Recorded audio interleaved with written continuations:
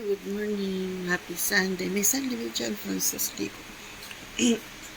Happy Sunday, folks. We're having our family brunch at home Blackford, the World Cup Singapore. May 24, 2026.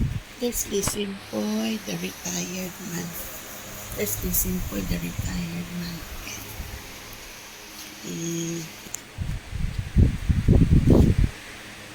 May 24, 2026. Enjoy, folks. Happy Sunday.